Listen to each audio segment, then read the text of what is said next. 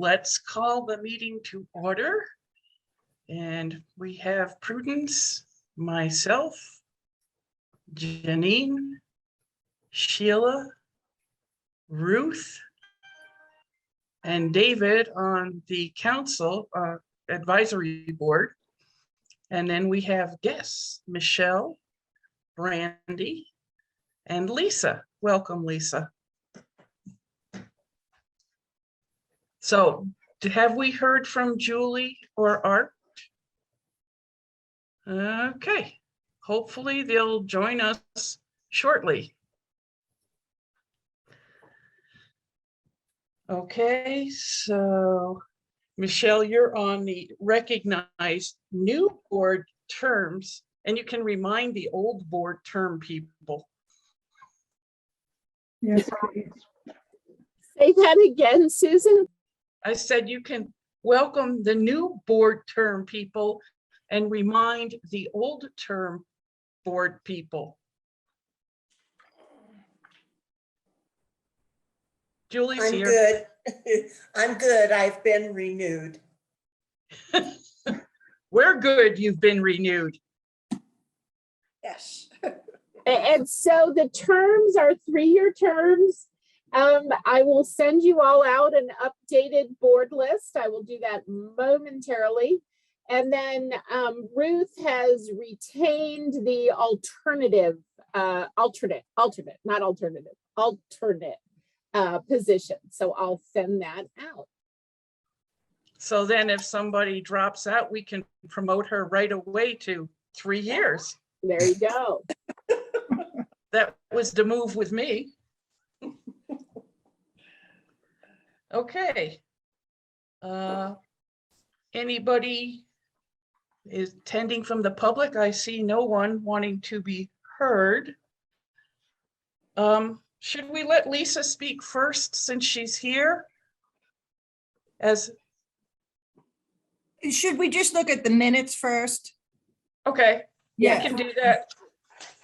The December 1st minutes, has everybody had a chance to take a look at that?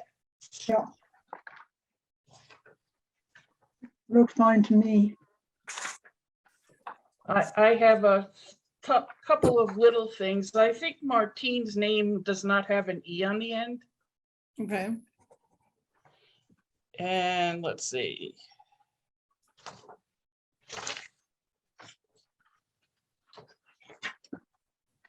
Oh, yes, under reports 5, Roman numeral 5G. And I believe we use roll as ROLL instead of ROLE.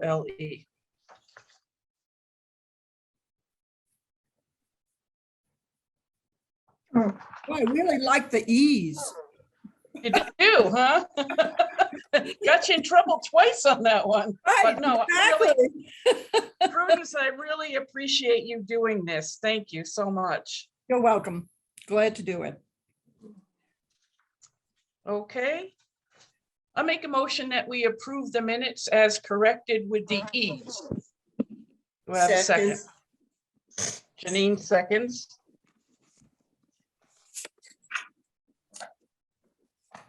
And then we have old business, position update.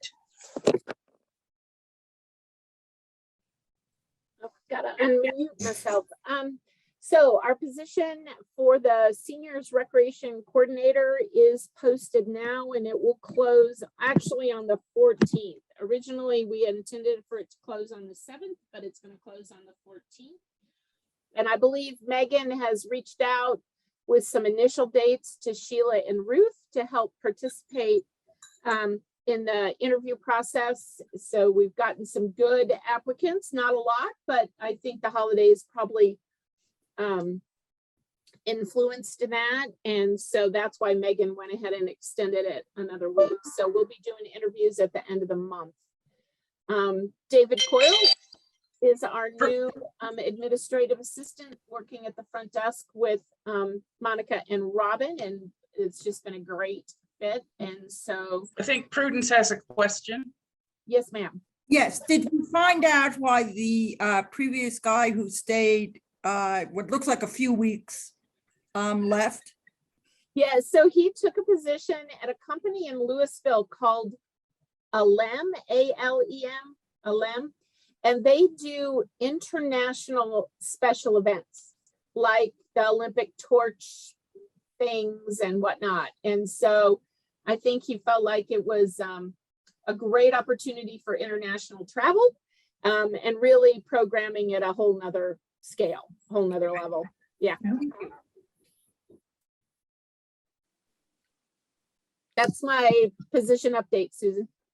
Okay, any other old business? Moving on to Brandy Queen. Well, I was about to ask if I should give a position update about our new counselor hire, Michelle. Please do. Yes, and you've got a couple folks who also offered to help with those interviews. So Yes, that'd be Susan great. and Julie had both offered to help with those interviews. HR for the city of Longmont has been pretty overwhelmed posting positions that already exist that have been vacated. So they have not yet posted our new counselor position. We are waiting to hear when they have that posting description ready for us to review, and we approve it, and then it gets posted. So I had let Julie and Susan know that I wasn't ignoring them, that we don't have a timeline yet for when we'll be doing interviews. So We have an office and you've been getting it ready. So we do have an office. We got a screaming deal offered to us last week on a giant desk that one of our community colleagues had available. So we're getting that moved over here this week, which is pretty exciting. And we do have some things in process to get the office ready so that when the person is ready to be hired, we'll be ready for them. Prudence? Is the salary competitive?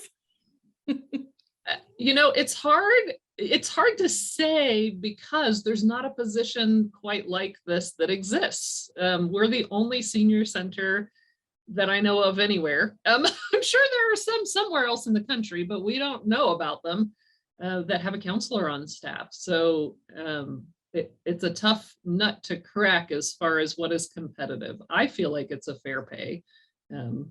So Prudence, the city does an annual pay competitive survey, usually within a 50-mile radius, but also trying to find like positions.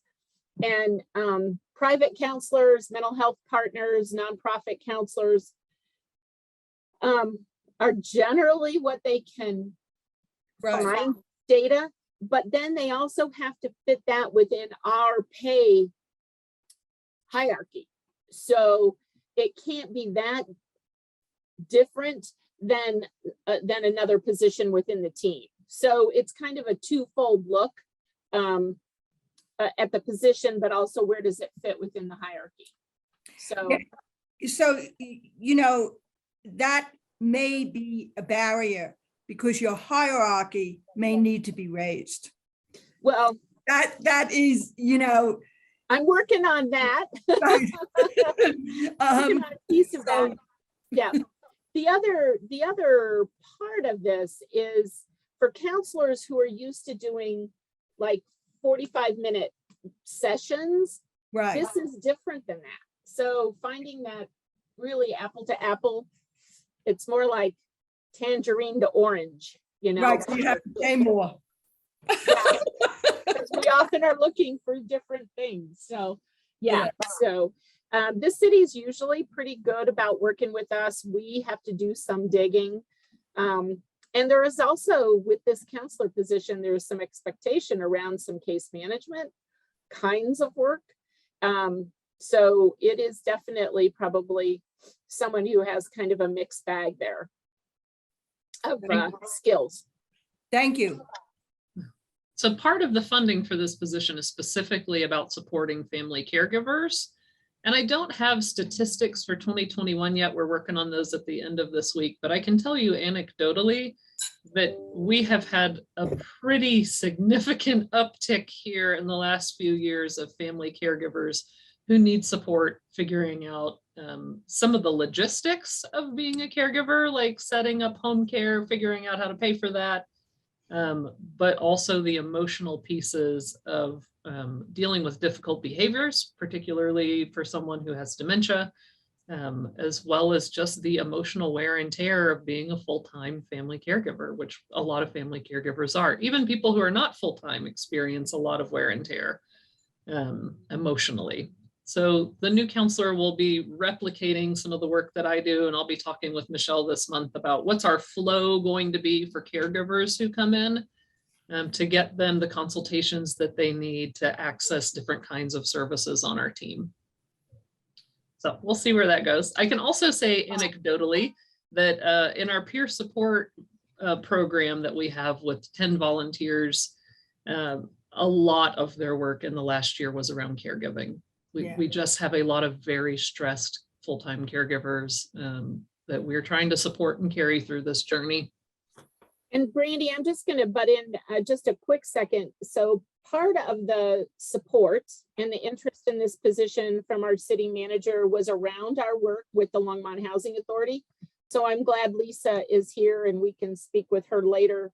But also possibly invite Lisa back maybe at our February meeting. But we are also looking at how to do some emotional support, particularly in our LHA properties. And that is a work that is unfolding as well.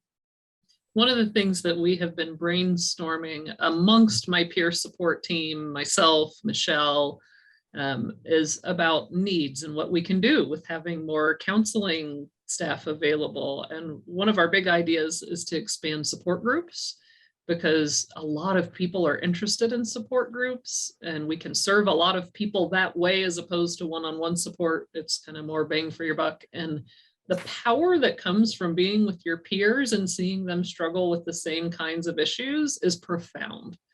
And one of the ideas that has come up that I haven't even had a chance to talk to Lisa about yet is having support groups specifically for people who are struggling with living in a community setting. For folks who have lived independently and have moved into an apartment building, and it doesn't have to be LHA, it could be any apartment building, but who are struggling with that community piece, with having people sharing your walls and your floor and your ceiling, to see if we can get them to come out of their communities and join together in a support group specifically to take a look at, how do we make this a better fit for folks? How do we help them engage in community in the ways that they want to engage with their community? How do we help them not engage in the ways if they don't want to engage? If they want to just really be independent and do their own thing and they happen to live there, that's okay. But we want to flesh out some of those issues. We are going to start. We have 2 caregiver support groups right now. One is an Alzheimer's Association group specifically for caregivers taking people of someone with dementia. The second is an open caregivers group for caregivers dealing with any issues. So we've got older adults coming who care for an adult child. We have folks who care for a spouse with multiple sclerosis. We have a daughter who cares for her mom who's just got a difficult relationship. It's a broader caregiver group, and we feel like we need another piece of caregiver support. So we are going to start a group in March. I'm going to go ahead and start it, and I may end up being the one who facilitates that with one of our volunteers. That is for anybody dealing with anticipatory grief. So all of the grief that comes up when someone you care about has a terminal illness, and it could be a long-term illness like MS, right? MS can take decades to become terminal. Dementia can take decades sometimes to become terminal. It could be cancer and it's quick. Whatever that is, we want a space for those people who either identify as a caregiver or just identify as someone who is grieving that someone, in their family is going to die, to have that space just to focus on the grief. I feel like our caregiver support groups do a great job of talking through resources and options for people. We certainly address anticipatory grief in those groups, but I feel like it would be helpful to have a space where we just carve out the emotional bandwidth for the grief that is ongoing from the time you hear about somebody's illness to the time they die. that anticipatory grief tends to be kind of either in the background or in the foreground all the time. So we're going to get that going in March, and we have just a long list of support group ideas otherwise that we can start rolling out once we've got more staff. Janine. Brandy, I don't know if this is the appropriate time, but given that I have direct contact with friends who have lost their home in Louisville, and their center is no longer existing, I wonder if our senior center has looked at any kind of emergency support for people that are becoming unexpected caregivers in a wide variety of situations. And, whether we, if not, whether we need to address that, because it's just heavy on my mind right now. So the Louisville Center does still exist. Want to note that we had mixed reports about that. We have always accepted people from other parts of the county in our support groups. That's another plus, as opposed to individual support. When it's a group, we can have more flexibility with that sort of thing. And there is a counseling service getting set up through the Disaster Assistance Center. And Michelle helped me get in touch yesterday with the staff who are organizing that to see if I can do some time there. My volunteers on our peer support team have expressed interest, those who are still licensed, assuming that they will want people who are licensed professionals. So yes, there's a lot of ways we can weave in support there. Susan, can you hear me? Yes. Okay, David. I had a little trouble getting started. I'm a real technical whiz, so it took me a few minutes to get started. I'm quite impressed with everything that you're saying. I'm wondering, to what extent is isolation an issue with the people you deal with? And is there a difference between men and women? And how do people find out about it? If you have some older person sitting in an apartment someplace, probably not particularly informed. And how do you get in touch with these people? Or how do they get in touch with you? How does that work? Or So go ahead. I'm done. Oh, okay. We have marketing in a number of different fashions. So we've done marketing on the radio with Caregiver. We have the counseling services marketed in our Go catalog. We have brochures, which are out in the community and here at the senior center. And people reach out all of the time because they found us on their own. They saw one of those marketing methods, or they heard one of those marketing methods. We also very frequently have folks whose friends have accessed services here and have said, oh, you're a caregiver, or oh, you're grieving. Did you know we have support groups, we have individual support. So the marketing piece, I think, works fairly well. What we have seen sort of shift here in the last few years is that a lot of people are looking for a professional counselor. I think our younger seniors are of a generation that are fairly savvy with counseling. So they will call asking specifically for a professional and asking specifically for a modality. Like, do you do EMDR? I want to just add a couple other things to this question. One is Boulder County Area Agency on Aging has a couple caregiver designated positions, and we are going to be meeting with them and talking about how the flow of referrals, as well as some joint marketing, can unfold, and we can get people better connected. We learned during the AgeWell strategic planning process that caregivers responded to marketing on Nextdoor. They responded, we met with 10 or 12 caregivers, and they all said, why would I call a senior center? And so we know this is a marketing challenge. We also, many years ago, we did a rack card that we put in lots of doctors' offices that said, you are a caregiver if, boom, boom, boom, boom, boom, and here's what you can call. And Brandy and I pulled that out a week or so ago And we're going to meet with Erica and talk with what can we do different for those caregivers of an older person who would not think to call the senior center. So it looks like Prudence has a idea about that. I have 2 questions. Thank you, Janine, for bringing up Louisville. We actually have friends staying with us whose home is gone with their dog and their son. So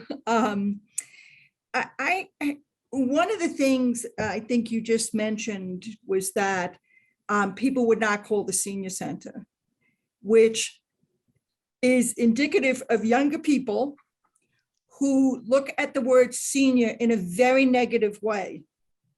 So they're using next door, which is, I mean, it's used by, I know Julie and I use it. And we're discussing it in another group. So I think, I just want to point that out. Brandy, one of the things you mentioned, if I heard you correctly, is that there is someone you're counseling who has, who's older, who has a child, well, you shouldn't call them a child, a son or a daughter, with some kind of special need. Is that correct? I mentioned that in our caregiver support groups, we do have folks with any kind of caregiving situation, and that is one type, is older adults caring for disabled adult children. Right. So I'm wondering if, and I don't know whether this is something you do, because legally, the parent has to think about what happens when they die. We talk about emergency planning with all caregivers But because it's more of a legal question. well, like- there Yeah, are legal issues, there are medical issues, there are simple issues like who knows their routine, who knows what Right. happens on a day-to-day basis. We actually have an emergency planning document that I created and recently shared with Kaiser for research that they're doing about caregiving emergency planning. That is not specific to folks caring for an adult child. That's all caregivers. The statistics are astounding for dementia caregivers in particular, that around 60% of caregivers of someone with dementia will die before the person with dementia. yeah, and it is, legally, especially with adult children, I mean, parents, they're like 75 or 80 and they have an adult child who's 40 and 50.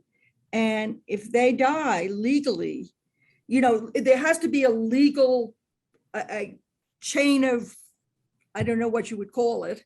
That is again true for anybody who has power of attorney, guardianship Right, over another exactly. human being that they're caring for. Yeah. So yeah, yes, we do talk about that. And we Right. do point people to attorneys all of the time to Thank you. address those legal issues if they haven't. Yeah. Can I ask one more question? Yes, and David, I'm not sure if I answered all the questions you already asked yet. Well, I just thought of another one. Well, I've been wondering about it, and that is the dimensions of the problem. I'm sure that there's 2 counselors on staff now, right? Is that Well, correct? there will be when we hire the second, yes. Exactly.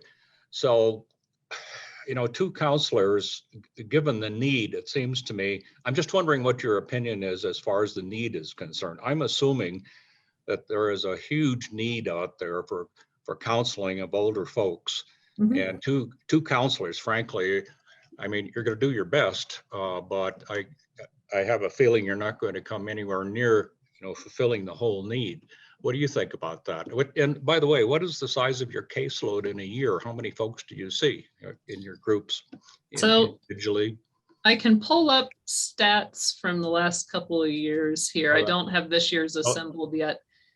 We serve through our peer support program and through myself, anywhere from about 100 to 200 people a year. It fluctuates from year to year.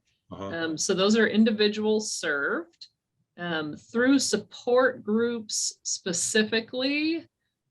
Gosh, it looks like we serve about 80 or so people a year, anywhere from 40 to 80. Again, it can vary wildly. The total number of appointments that we end up doing is anywhere from about 500 to 1,000. It's a lot. And we are not the only resource. So I Right. keep a list of licensed professional counselors, licensed clinical social workers, and Right. psychologists who work through Medicare, who specifically work with older adults. We work with Senior Reach, which is a subset of mental health partners that specifically works with older adults.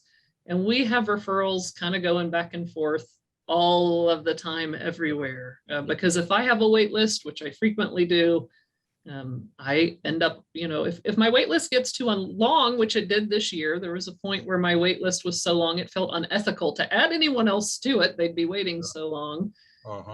I network out with other folks to help people get connected with professionals elsewhere. So I don't expect us to ever be the end all be all of counseling services for older adults.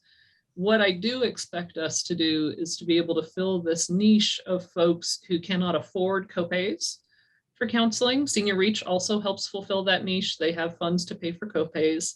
And I do expect us to hold that expertise for folks who really want to talk to another older adult or talk to somebody who they know really understands aging issues, really understands caregiving issues.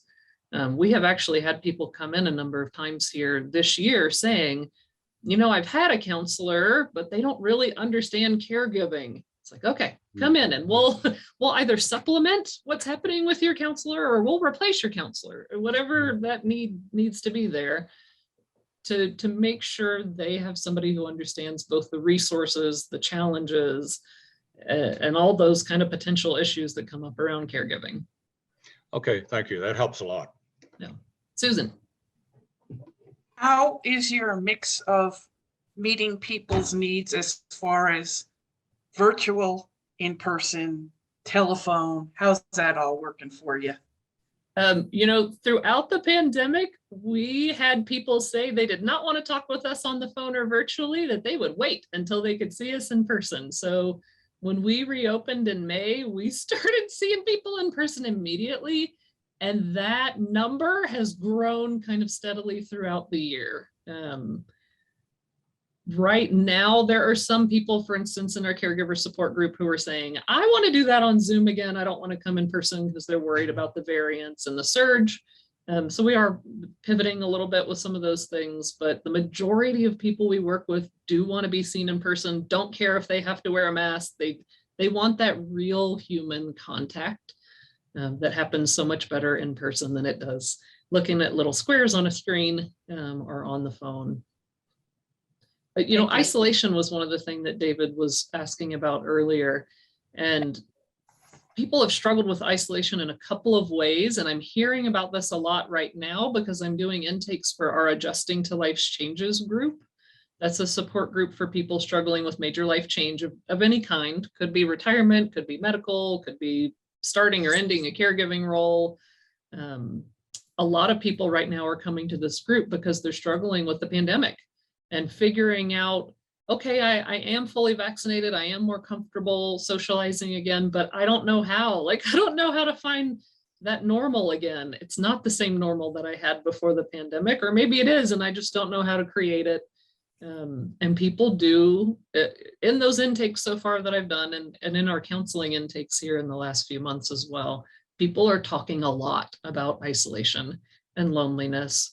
I would say that there's not, that I have seen a gender component to that. You had asked if we see a difference for men and women.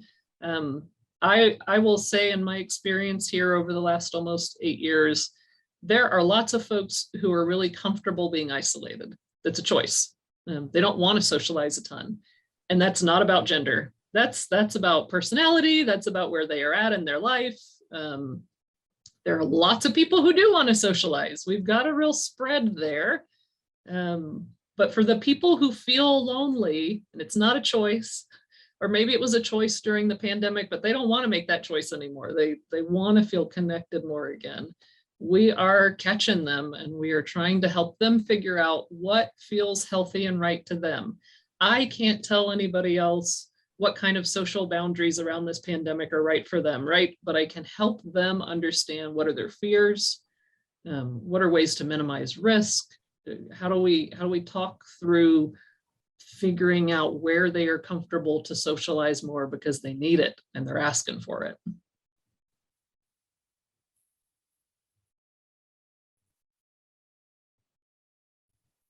Any other questions?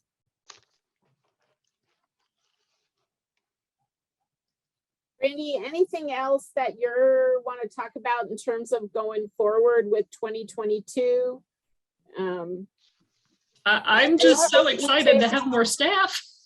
Do you want to talk a little bit about the EJC, the folks in aging, a couple of the other things that you have taken on and will be leading in 2022? Yes, so there has been an Elder Justice Coalition in Boulder County for what, Michelle, maybe 15 years, quite some time. That group has gotten a federal grant, which they have not been able to implement very well yet because of the pandemic. So we're still figuring out the nuts and bolts of that. But it's a federal grant to train law enforcement officers to understand elder abuse cases better and how to respond to those and investigate those better. They train judges on prosecuting those cases better. And there is some funding in that grant as well for service providers, like domestic violence shelters are involved in this group. Folks who provide that direct service to people who are elder abuse survivors. So that group is meeting once a month right now and forming some subcommittees to figure out how to roll out that grant work in the next 2 years here in Boulder County. So I'm a part of that group. Our folks in aging group has been meeting for about 40 years in Longmont. Those are professionals who work serving older adults. So we have real estate agents, we have counselors, we have folks who work in home care agencies, assisted living facilities, skilled nursing facilities, and we all come together every other month to talk about, what kinds of issues we are seeing in the community together, to resource with one another and make sure we're aware of each other's resources. And we also have educational programs on topics chosen by the group. So for instance, when we meet this month, we are going to be talking about accessibility in people's homes, what sort of resources exist for home modifications. And we have an occupational therapist in the group who's going to be doing the AARP Home Fit program.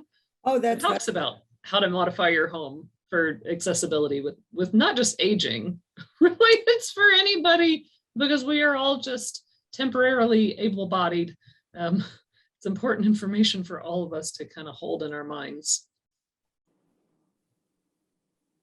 I'm trying to think what other committees I'm involved in the moment. We've got our group that's talking about caregiving issues countywide. I have shared with that group our model, because our model for caregiver support, I think, is pretty comprehensive. We have classes and trainings about caregiving.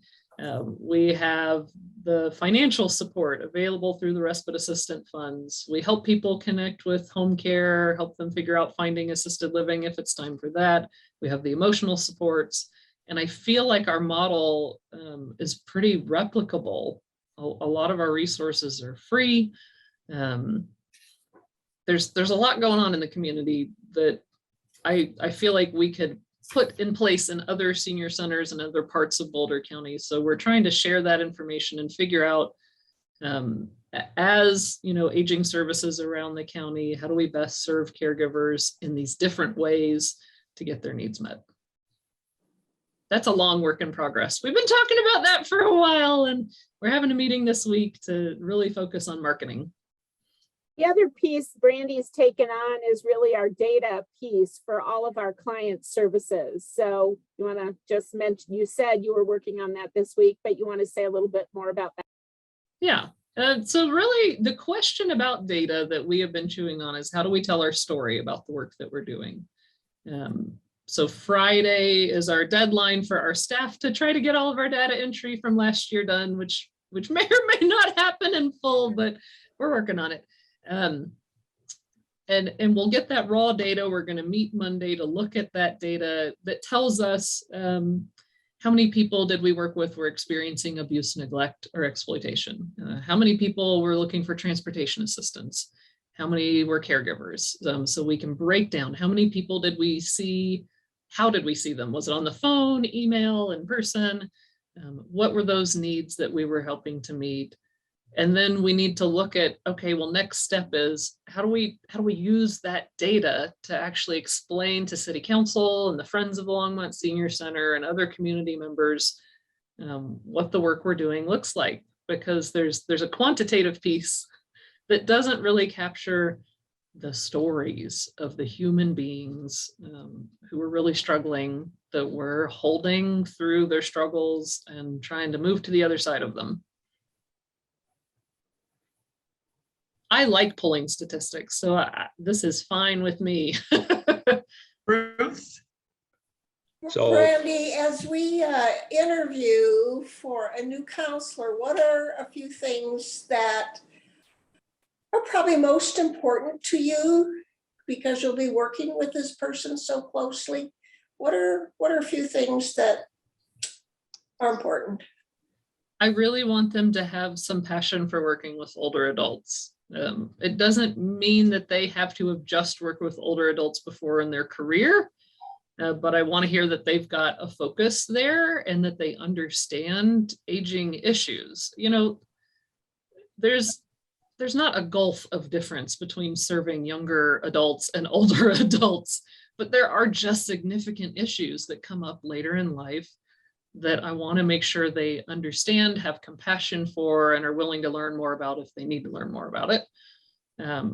I want somebody who, like Michelle alluded to, does not want to just sit in their office having 45-minute, 50-minute appointments back to back all day. We are embedded in a community here. And I can't tell you how many times over the years I have picked up clients because I met them in a class here. I was on a trip, helping escort a trip, and they were like, well, you seem friendly. I think I can trust you to talk to you about what I'm struggling with. Being able to move kind of fluidly from my office into the senior center and back and forth is really important, as well as it's really important to be able to take off my counseling hat and put on more of my case management, social worker hat, when that is what really needs to happen. And again, fluidly, sometimes we go back and forth a little bit. So it's important that they understand boundaries and that they can have good boundaries as well as that fluidity, if that makes sense. Thank you. Can I go back to your data collection? Yes.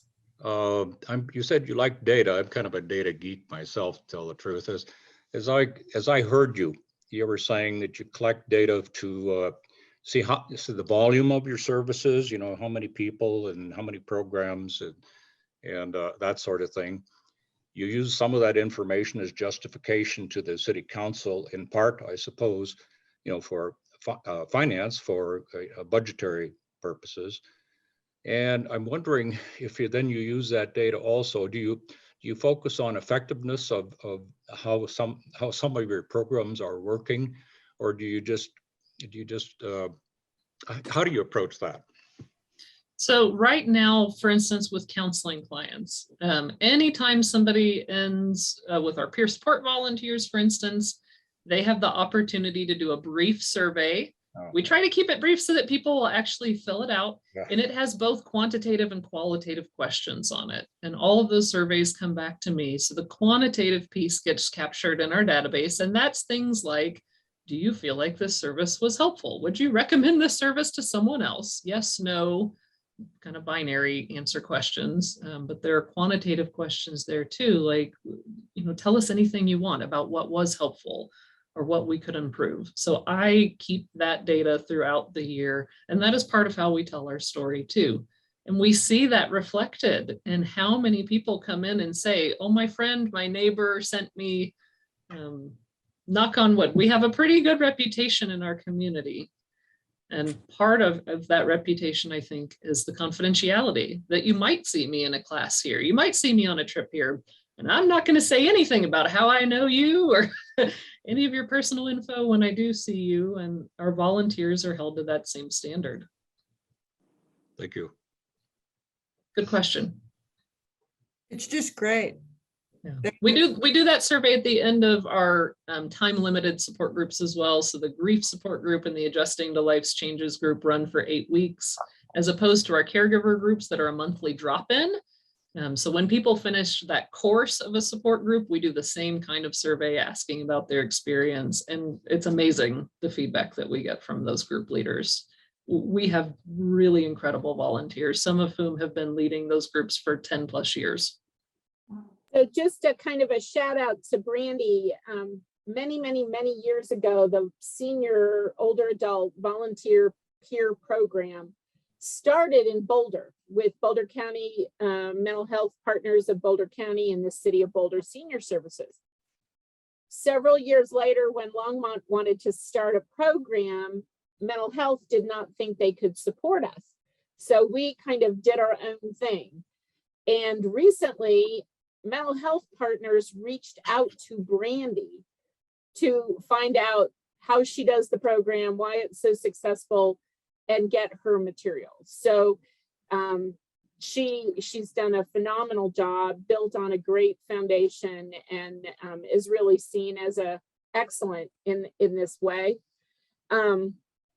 In terms of the confidentiality, I just want to add, most recently, Brandy and Amy, who manages our money management program, researched and found locking folders for our volunteers, because they often have confidential material about their clients, and they do work, go from home to a client's house or whatnot. And so we have provided locking private confidential folders with instructions on the cover for all of our volunteers who are also doing similar kinds of work.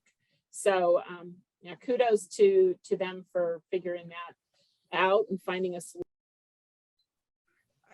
I have a question. Are these paper files? Could you, oh, okay, that's a risk. Well, that's why we're locking them.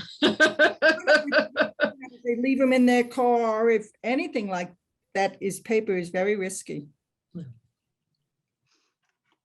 I will say we have been working with paper the whole time. We have run the money management and the peer support programs, and I think we managed the risk really well. And we felt like this piece would just pull up the risk management a notch, keeping them locked up when they're not here on site, and they hand them to me, and then I have them locked up in my office, or Amy has them locked up in her office.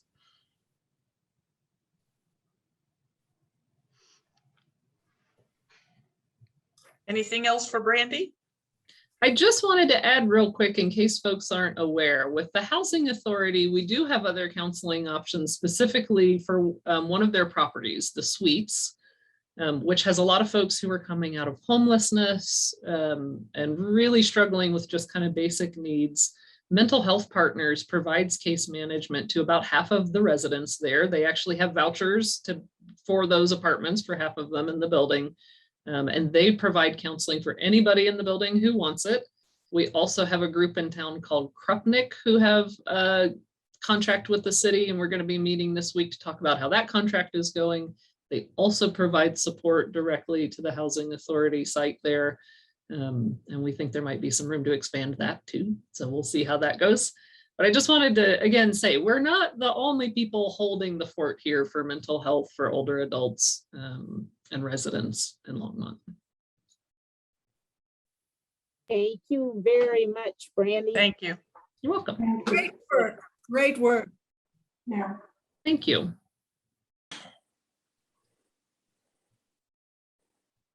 Do I stay or do I go? Isn't that a song? Start singing.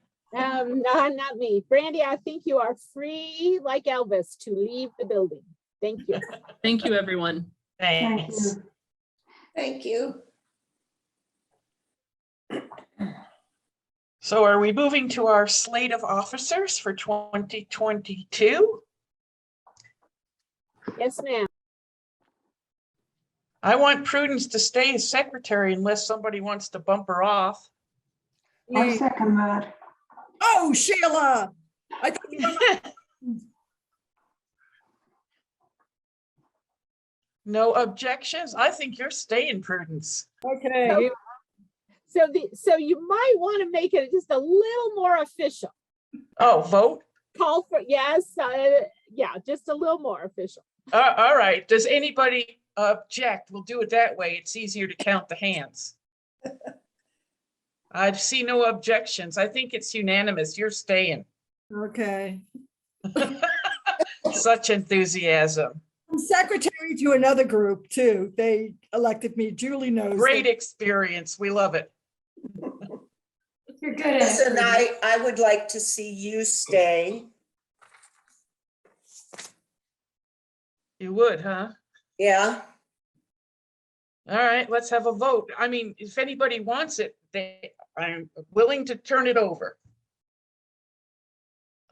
I make Come on, nobody's objecting? Guess I'll stay. thank And then you. Art's not here, so I don't know what we do about vice president. Do we wait till next month or?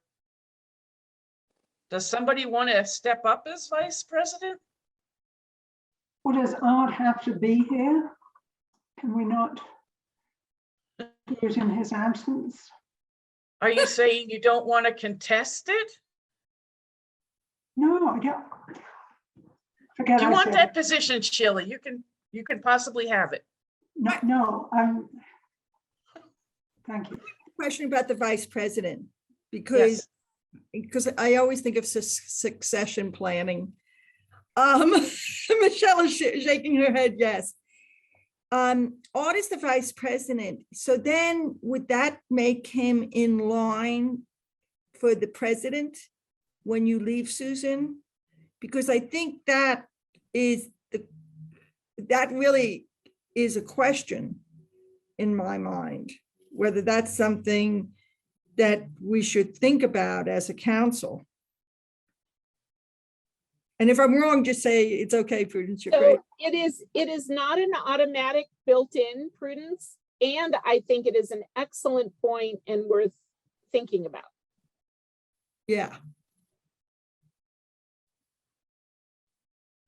So could we make a motion to keep Art on as vice president and at least until February and revisit it in February? that's a good idea. Because he's not here to express one way or the other what he would like to do. Right. I would like to make that motion, Susan. Okay, second? I second that. Perfect. Art's on retainer for vice president. I will make a note to add that back in on the February agenda to revisit. And just for that one position. Yeah, I have one thing to add with that, and that is that given our terms with the board vary in terms of years left or my term is up next year, I think that needs to be included in consideration for that particular position. Okay. I think Art was the same as I in terms of he re-upped. And so he does have, 2 more years, but I think we have to pay attention to when a person's position on the board is going to be up. Okay. Good point. Yeah. And then we get to confirm the meeting date, time, and location. So does the first Wednesday of every month at 10 o'clock work for everybody? Are there other suggestions? Works fine for me. Yeah, me too.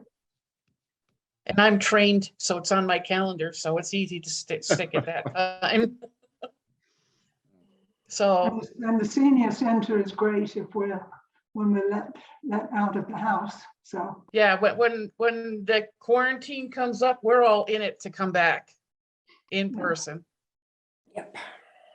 So that's a yes until we get the pass to return.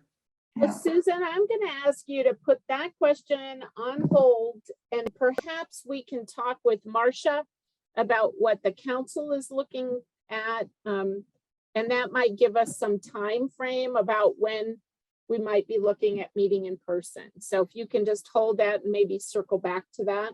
Okay. So we're on to where meeting notices are posted. Right, and currently they are posted at the rec center and the senior center. And then at the civic center. So we have those 3 locations as well as they are online. Should they be posted at the library?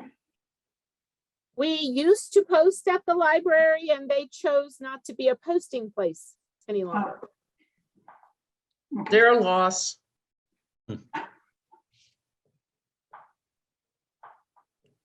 So I say, let's leave it as is. Yeah. And then annual report discussion. So this has been a task that at times the secretary has assumed, at times the board president has assumed, which has really been about going back through minutes and notes and putting together a report from the board that does go to council. And I have generally added information, and most of the information that I have added is what Brandy referenced, the data, some data that we're collecting. So I think it's to you all as a board is who would like to go, and anybody can do this actually, is go through the minutes and look at putting together an annual report draft for the board to look at. Would it be a good idea for all members of the board to look through the minutes and suggest which items from the meetings were most important or of interest before it's put together in a report? Or is that going to make it too complicated? Prudence. Mute. I know I'm a glutton for punishment. I am willing to do it. However, I would like one other person to do it with me, only because I have to tell you, I am the under 10 PowerPoint person. I do not believe PowerPoint should be more than 10 slides. So I have a tendency to compress and say, okay, this information, not important, this information, very important, this information, important. So I'm kind of a ruthless editor. So But I would think that's quite important, and that's really the principle, isn't it, of the I believe it is. effort. Some people don't believe that. They like 30-page PowerPoints. Marsha, what do you think? 10 pages or 30 pages? So let me take it out of the PowerPoint world and just say, more years than not, the board has done a written document and not a PowerPoint, and has not presented to council. Okay. More times than not, it has just been an information document that's gone to council as an information item in their packet. Okay. There have been some years where there was some significant, substantial kinds of things that the board has actually gone to council and presented. You do not have to do that. That's strictly up to you all as to that. And either way, I'm with Prudence cryptic brief. Works for me. So, but either way, it doesn't have to be a PowerPoint. It can just be a document. Right. So if I understand this, the report is basically just that. It reports, what's transpired this last 12 months. If we had a real important issue that we wanted to bring to the attention of the city council, we can do that independently of the report and do it anytime that we wanted to. Is that right? Yep. Okay. Marcia, Yes, thank you, Susan. I would say I'd like to come down in favor of both. I think maybe this council, especially now that Mr. Bagley, who hates long council meetings, is out of the picture. Council loves under 10 PowerPoint presentations, not long ones, right? But I would love it personally because I think this is one of the most effective, if not the most effective advisory boards in the city, that there should be an annual report that is spoken to council. And I would like that to have one real high level budget page so that, what the city is getting for its subsidy is in there, and then the major highlights, especially the COVID response and what how that's going. Things like the report we just heard. Obviously, you can't put all of that in there, but the importance of that outreach is astounding. Our presence in the area agency on aging is really important. And better than I do the rest, but I would hate to see it omitted completely. I like a report. So that's my 2 cents on the matter. So do I have a volunteer to work with me? Sheila. And what's the due date, Michelle? So the lovely thing about the ordinance that governs your work, there is no due date. But I think to Marcia's point about the high level budget, generally I'll start writing the 2023 budget in March. So it usually gets turned in by the end of April. So if there's anything that could help influence the 2023 budget, this next 2 to 3 months, I think is important. Well, I've talked about salaries, so hey. I think that part about getting and retaining, great staff is really a big piece. Yeah.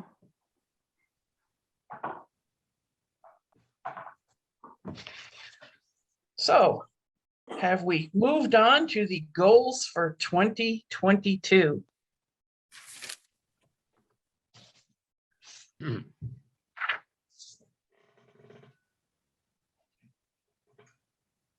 So you'll see at the bottom of your agenda, there were goals for 2021. There were 5 of them. Some of them were definitely impacted by COVID. So I think that Sheila and Prudence, I don't know if you want to put anything together in the annual report with regard to these goals. And then if there are things that need to get carried forward to 2022, I can tell you number 5 was in my court, and I did not lift one pencil or pen for that effort in 2021. It never got to that level. So that is completely and totally on me. And I just need to either make it happen, get a new input from you all, or get a sense of urgency, light a fire under me. So you can look those over. You might have new goals. For example, you will have a new senior services manager, I hope, at some point during the year. And as my staff said yesterday, how are they going to acculturate that person to the culture they already have? So I think I love their approach. So it's not about the new manager setting the culture. It's about the new manager becoming a part of the culture that already exists, which I thought was way great. But I think that's true for you all, as well as for the friends. You may want to strengthen your connection with the friends in light of that new person coming on board. I'm just thinking there could be some things around that you all might be interested in and making sure is on your plate. So just throwing those things out. The other possibility that's kind of out there that I think is really important for you all to be involved in is the Recreation Services Department is really looking at updating their recreation master plan. And I have asked specifically that there be focused outreach to older adults and that we use that process as a way to gather information, feedback, input from older people in terms of that sort of broad recreation needs and wants. And so I am very hopeful. Jeff Friesner and I have met a couple of times. We are meeting again this week. I think there's some great opportunity there, and to Prudence' point, may offer some ways to look at reaching older adults without using the word senior. So I think there's some things on the horizon that will be important for you all as board members and as a board to be involved in. So just lay that out there, and then you all can talk about it. So, Prudence? Michelle, I just wanted you to know that, and I'm going to say this to Sheila too, I was going to use the 221 goals as the basis of the start of the report, because I think you have to address your goals first and whether they were not partially met, just so that there's a tie back to those, because I think what we said we would do during 2021, Marsha mentioned about, COVID-19, reopening plan, long-term planning. So those are things that I think we would start with the goals first as the report basis. Yeah, I think that's perfect. That's great. Do you want me to send you the 2020 report to look at? Sure. Okay. Yeah, if you send Sheila and I. Or Sheila and me. Me. Right, it's me.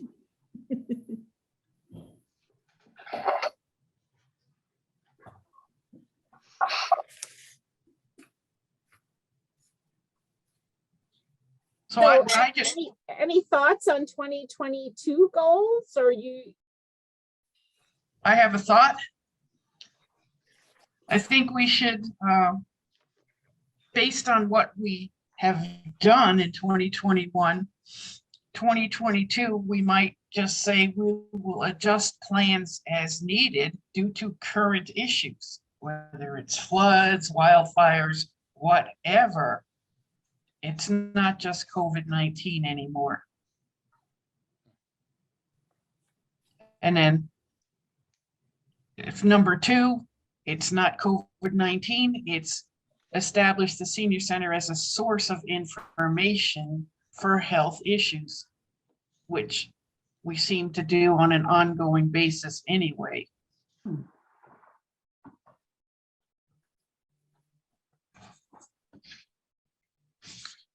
Just two thoughts as I was looking at the goal.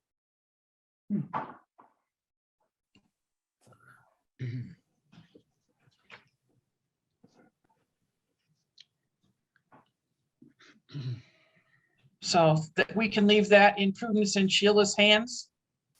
Yes. Thank you. So then we're going to coffee with the council, January 29th. I guess we're offering the senior center as a venue for that meeting. And That we'll is correct. probably need a couple volunteers. I volunteer. Do we know which council members will be there? Perhaps Marcia does. Marcia, do you know?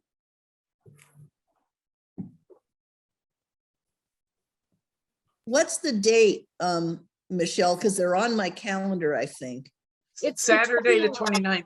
29th. of February, January? No, there's no 29th in February. It's Oh, right. January. January. Yeah, it's Mhm. not leap year. Hang on, I'll look at my calendar. Thank you, Marcia.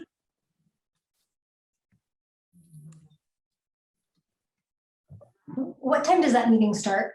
9, And it goes until, about 10. Yeah, it's not long. Yeah, it's not on my calendar, so I am assuming that it's not me. Let me see if there's a list in my email. Well, just let us know that somebody will be there. Usually there are two folks and two folks from council, two of our council members, plus Harold or the city manager, Harold Dominguez, appoints a designee who kind of supports and takes notes. I think generally that's it, right, Marcia? Just three sort of folks. Yeah, you know, back in the day, the city manager almost always came. Recently, he's been busy enough that he's been willing to hand that off. Jim Angstead also almost always comes because so many of the complaints are about traffic. But yeah, there are the two council members and one required liaison. And then there's usually at least one more city person. So I will generally, I'll open the building about 8:30. I'll get the coffee ready, and then generally there's been a couple board members who have kept the coffee refreshed. I have no idea yet whether we're doing bagels or anything. I'll have to find that out in terms of the food situation. And then if we have spring goes, then we've made sure that the two council people or the two board folks have catalogs if anybody is an older adult or caregiver and interested in what we have. And that's really been it. We have been more greeters and host and hostess role. Michelle, so I have an email from December 20th that is the assignments for this quarter. And this says that January 29th is remote and that it is Waters and Hidalgo Ferry. So I don't know when it got changed to in person. But yeah, we seem to, everything's really up in the air right now. You know, we're probably moving the open forum, which is practically sacred, you know, because we don't want it to be virtual and we don't want it to be in person during the middle of a spike. Right. So I will email Maria Tostado right now and ask, maybe things changed while she was out of the office, Marcia. So I'll follow up with that. Okay. That sounds like a good plan. And then I take it, if it's virtual, there is no role for us. Yes. Correct. Okay. And no bagels. And no bagel. Boy, Sheila. I tell you, when we were in evacuation site on Thursday night, all of those efforts to manage food safely kind of flew out the window as people kept bringing food. So we tried. Janine? If it is at the senior center, I am available to assist, and I'll just have you let me know, Michelle.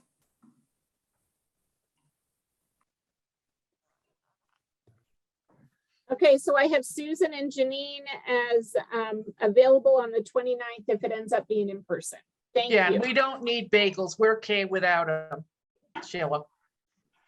There hasn't been food in the recent, since last summer, there hasn't been food. There's just been drink. It's easier to manage Yeah. Yeah. safely, I think. Thank you, Marcia. Thanks. That's good. I So miss any- the donuts. Any other things under new business?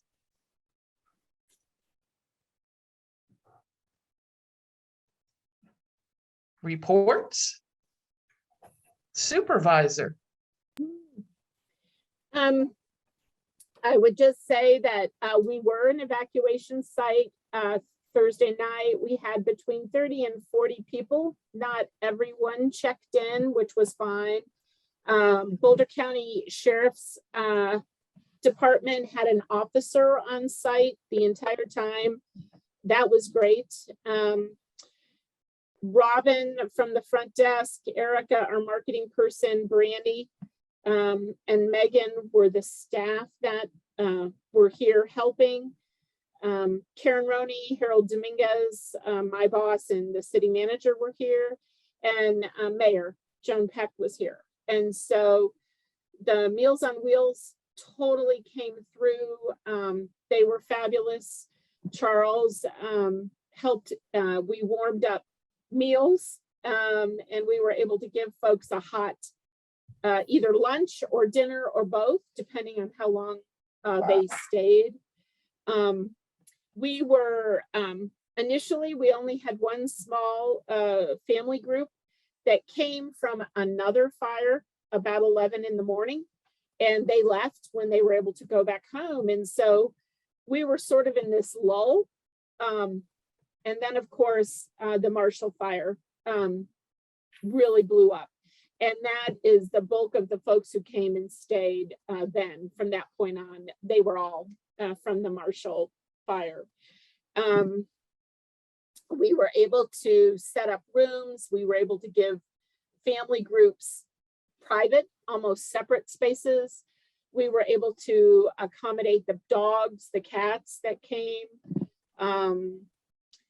We were inundated with offers of assistance, and those offers of assistance came even before the website was up and going, directing people where to go. I mean, it was just so heartwarming to see what those responses were quick and tangible and real. And at one point during the evening, pizza delivery showed up, and we were like, we didn't order pizza. And the guy was like, somebody ordered it and paid for it, and like gave us the pizza boxes. So that was very nice, and we made sure people had that. So I would say I'm very glad we had the team on board. Mayor Peck ended up working the whole day, the whole afternoon and evening in the kitchen, helping Charles at Meals on Wheels, which was great. So it unfolded quickly, very, very quickly. And I think that's across the board. It just, things were changing so rapidly, as we all know now in hindsight. So we closed at 8 o'clock Thursday night.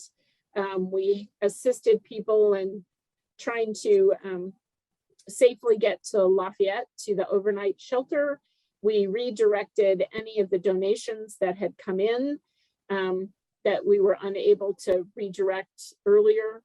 And now today, because it was a holiday weekend, we had over 100 messages from people Friday, Saturday, and Sunday with offers. And so now the staff and fabulous volunteer will be making callbacks to those people to make sure that they got connected with the Boulder OEM site or wherever that needed to happen. So from my perspective, one of the new things that I thought was really a great use of technology, and you all know I'm not the most tech savvy person, was folks who had offers of shelter encouraging them to just get established as an Airbnb was a great, I think, use of technology and available programming, you know, so folks, as the hotel rooms became less available. I thought that was new, different from the flood 8 years ago, 9 years ago now. So yeah, Florence, or Prudence, sorry. So Airbnb, you know, most of those are free because they have a disaster program. However, the folks that are staying with us have excellent insurance, and they will be leaving us sometime because what their insurance company did was look at Airbnb. And there was an Airbnb in Louisville. Well, who's coming to Louisville after National News? That they will be going to.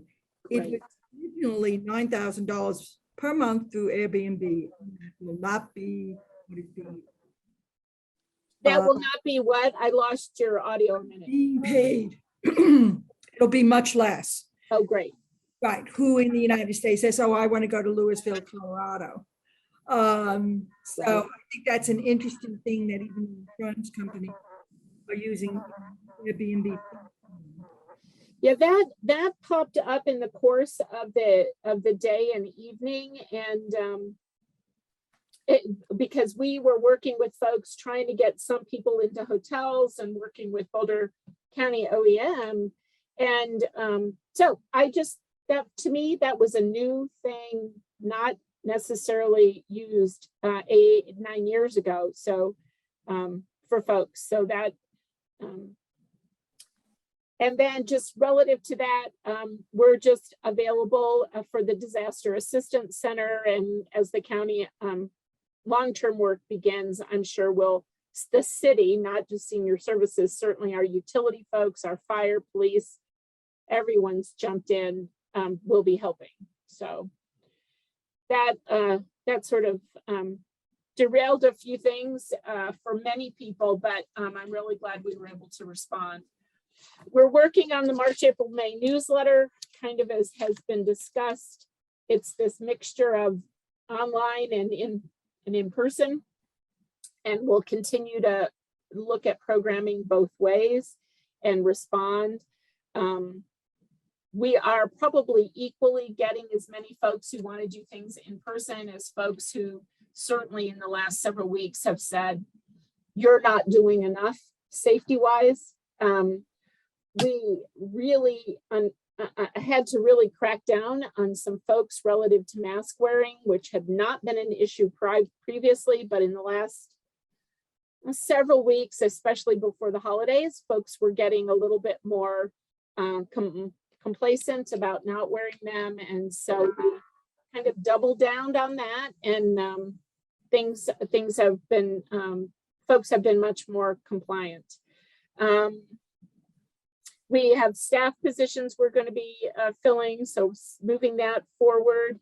We do have a trip scheduled to France the end of April and the first week of May. So we're watching Europe very carefully. So we're paying attention to that. Our outdoor programs, of course, golf, softball, there's no hiccups in those programs, really, because they're outdoors, I think. And so that's moving forward. And I think that's it from me. I do want to just note, Susan, before you get to the end of the meeting, to make sure we loop Lisa back in, and she could give an update on LHA maybe at the end of the reports, or you can give her some specific things you'd like her to address if she were to come back in February from the Housing Authority. Any questions? I'm sure I'm forgetting things, but I'm cleaning my office. You'll be happy to know. I'm starting to make my shred piles, so.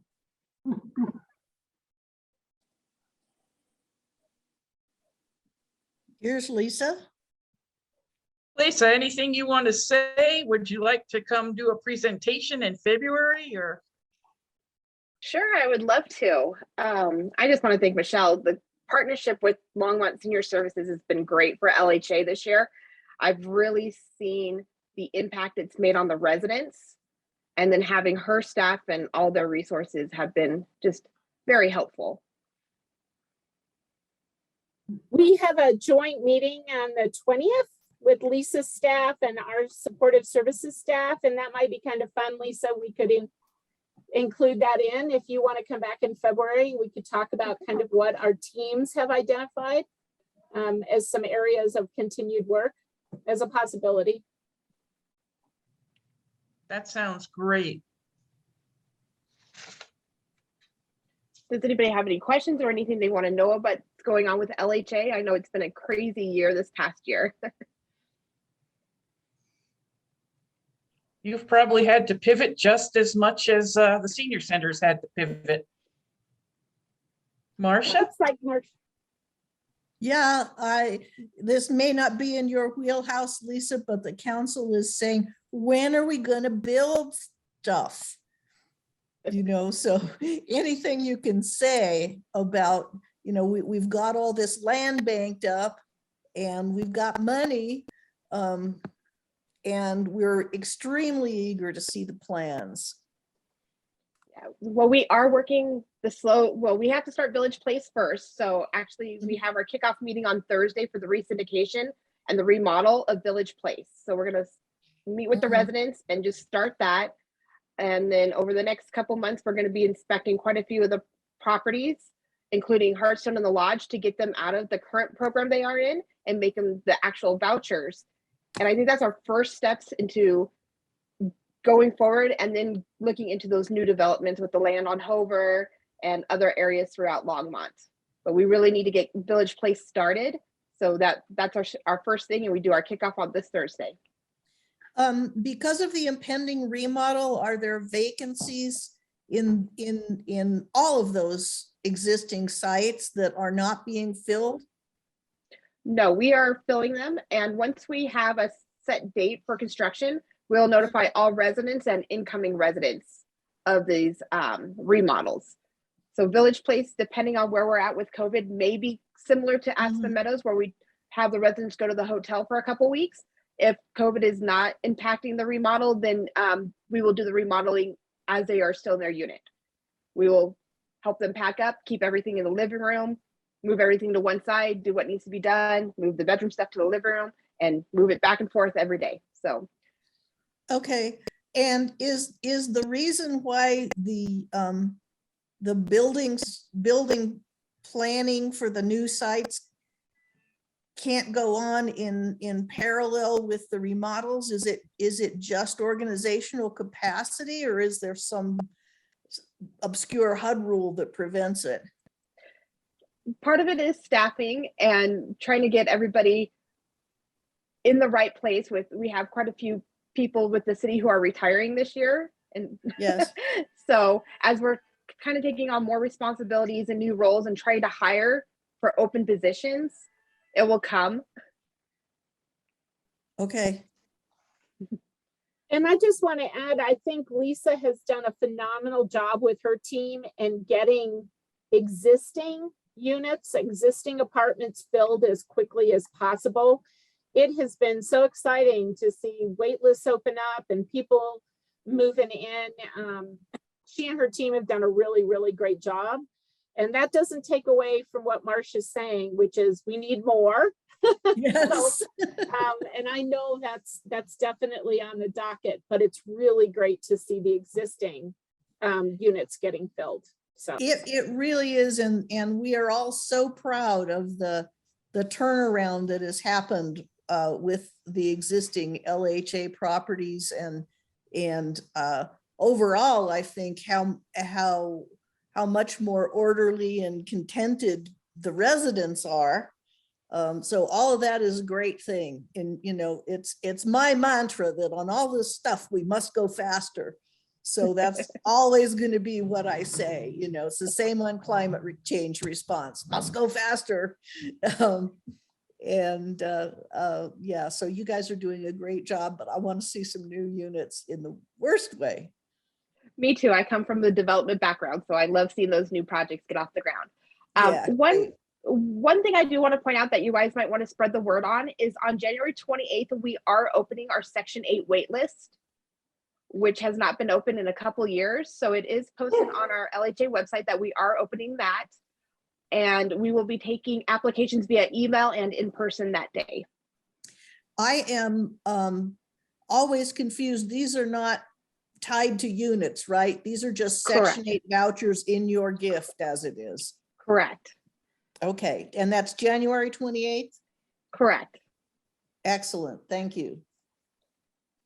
Lisa, can you give me any estimate as far as the Section 8 vouchers, if someone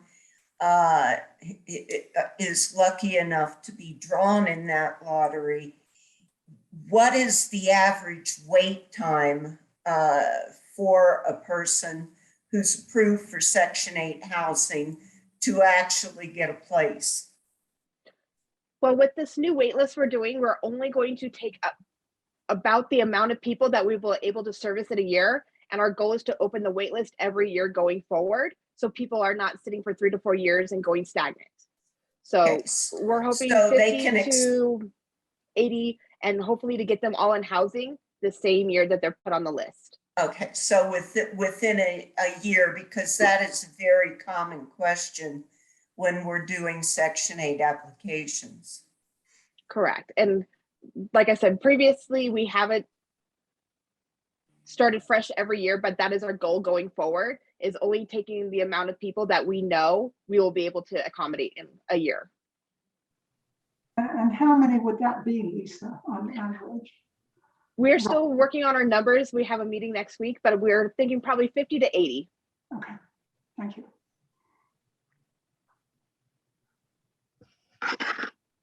Prudence?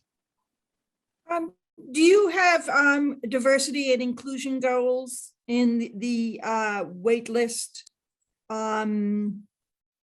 Sorting, I guess that's the best way to say it. No, and when we do our to take the wait list, everybody is assigned a random number and is all computerized through a HUD system on how the wait list is selected. Okay, thank you.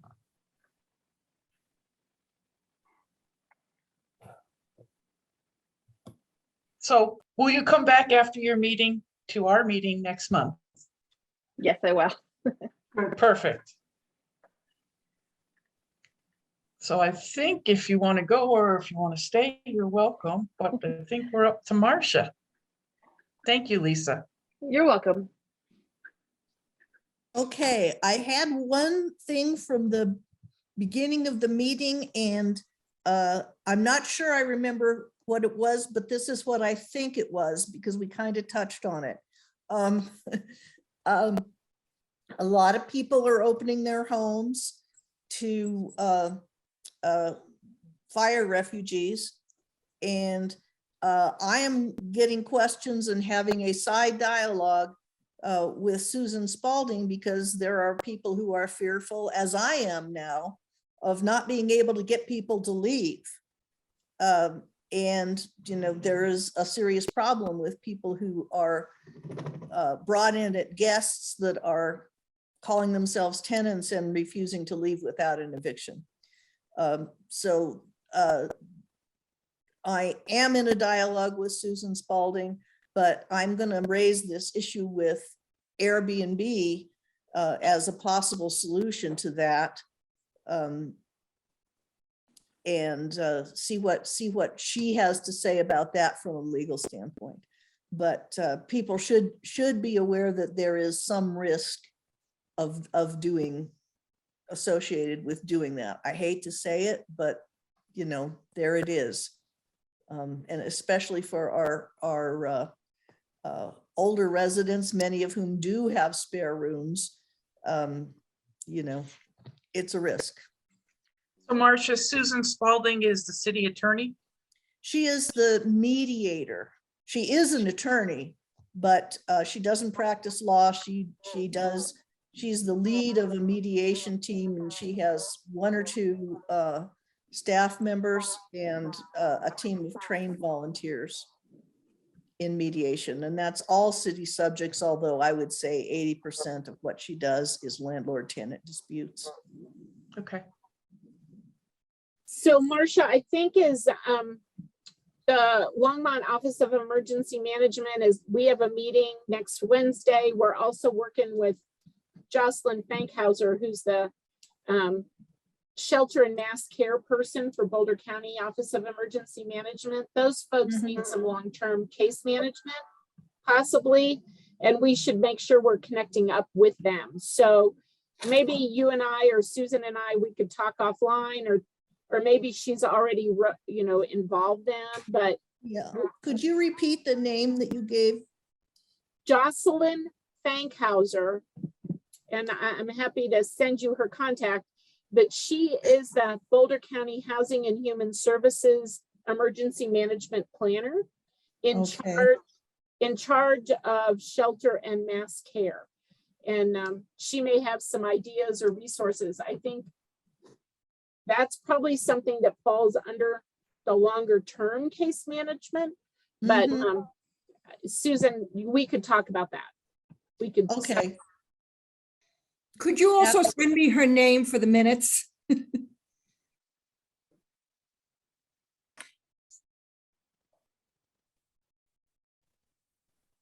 You're on mute, Michelle. Oh, yes, I will send that to you, Prudence.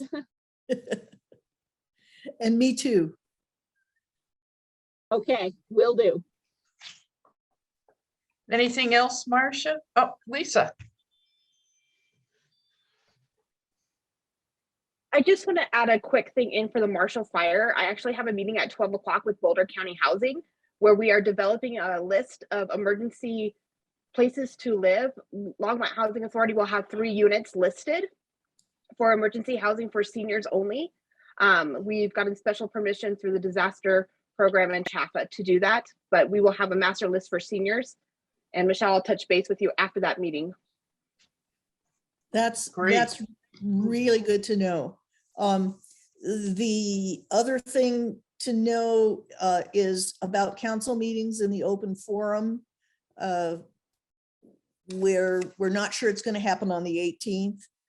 We thought it was important for it not to be virtual, so the plan had been to hold it with everyone masked in Stewart Auditorium, the council on the stage, so as to be socially distanced, and they could be unmasked so that, you know,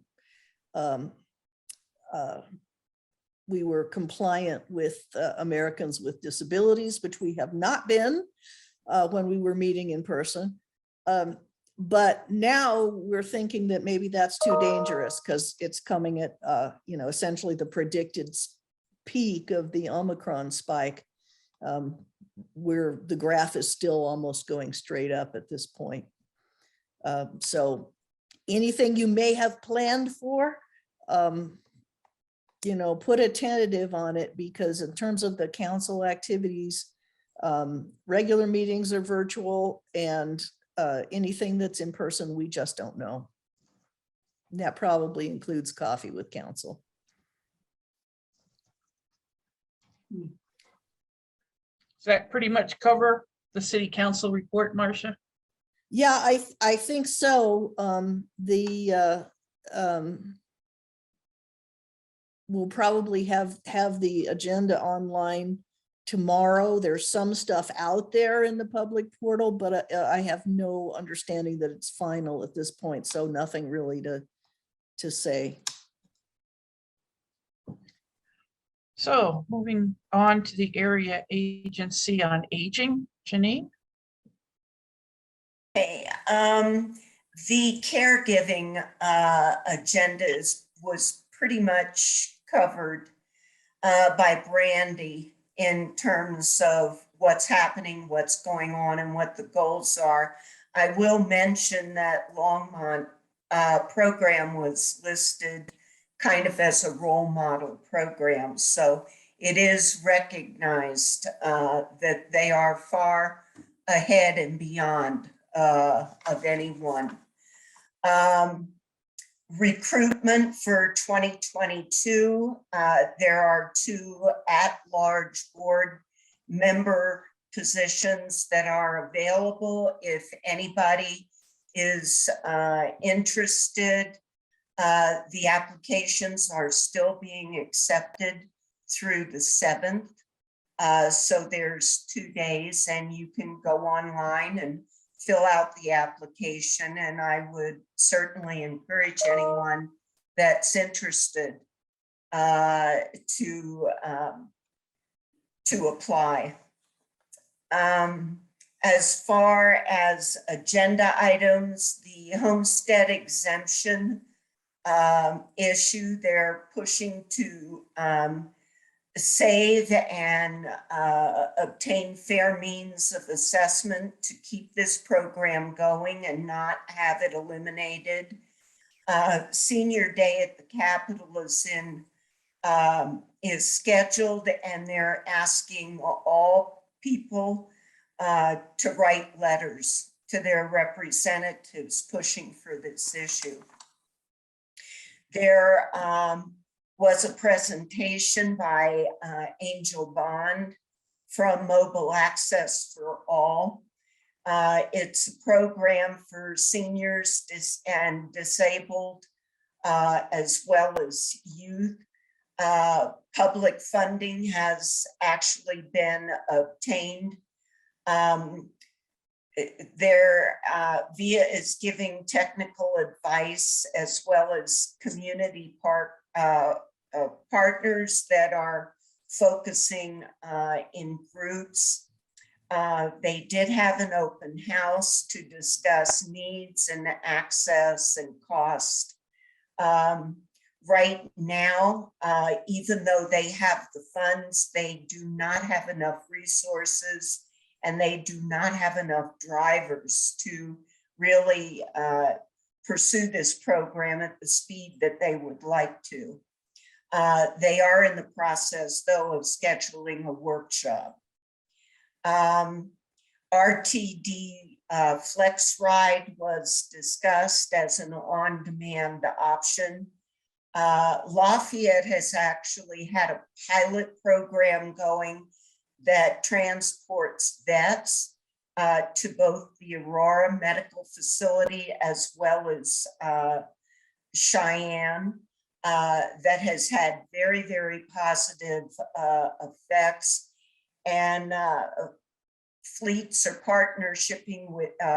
doing partnerships with each other in order to make these programs happen with RTD.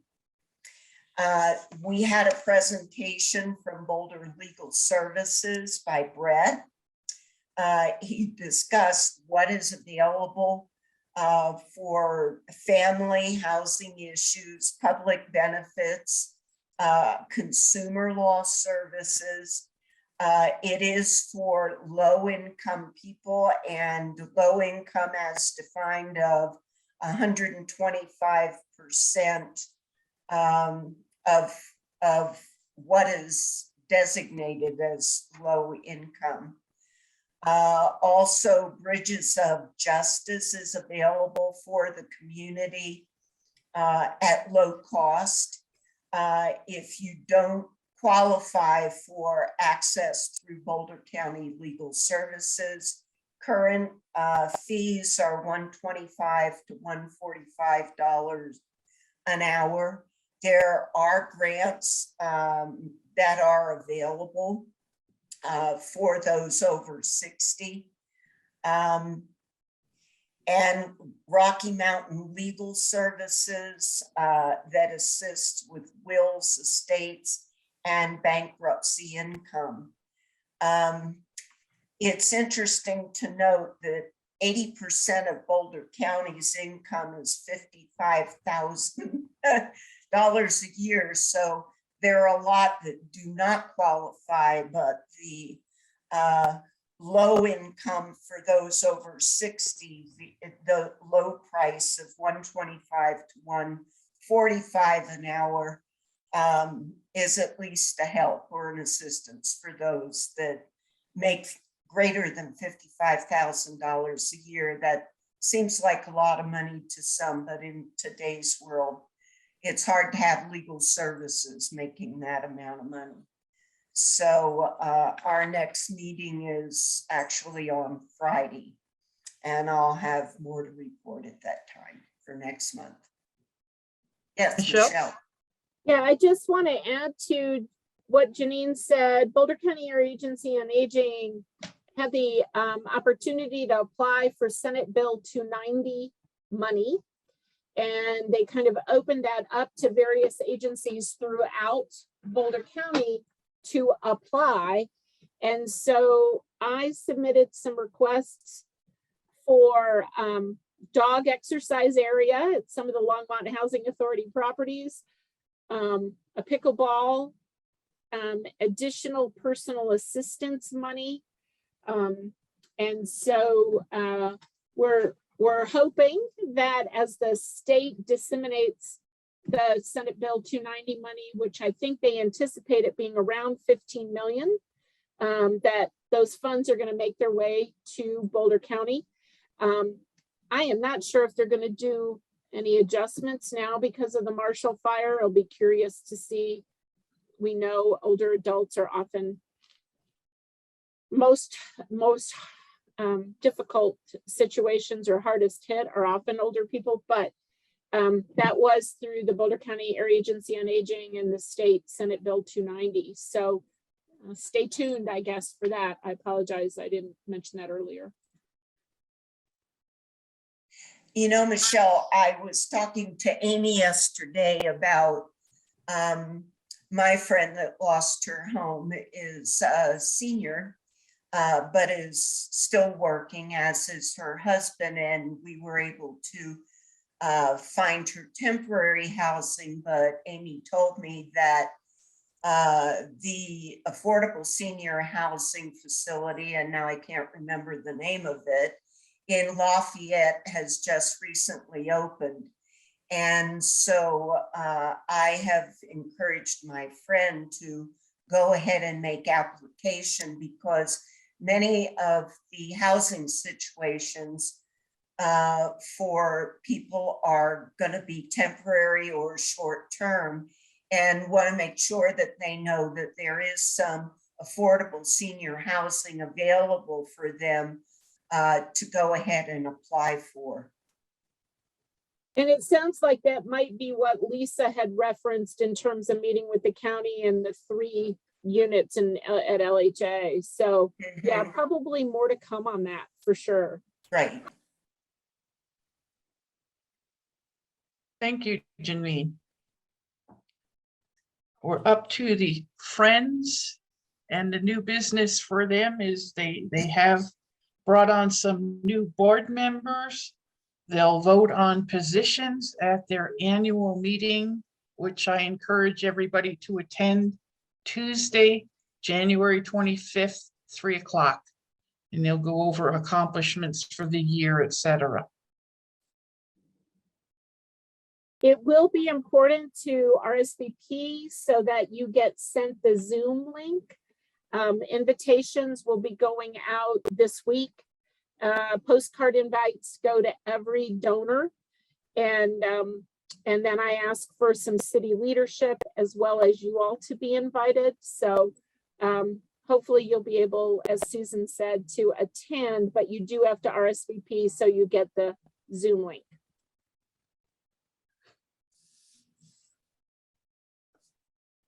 So we can move on down to the Longmont Economic Development Partnership.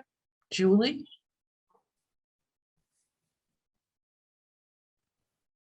As far as I know, I have not been contacted by anybody about those meetings, so still waiting to hear. Okay. I actually talked to them personally, and they have your email and had told me that they had sent an invite, and I will call them again. Yeah, sorry, Thank you, Jenny. I haven't seen anything, so. Okay. And David, have you had a meeting that you have attended for sustainability since we last met? No, there's been no meeting. I did, however, call I'm not sure I'm pronouncing this right, Tara, at the Community Services Department. And the reason I called was because I was a little confused as to organizationally where everything fit. And I'll explain what they told me, and maybe all of you know all this, but I didn't. And so that's why I called.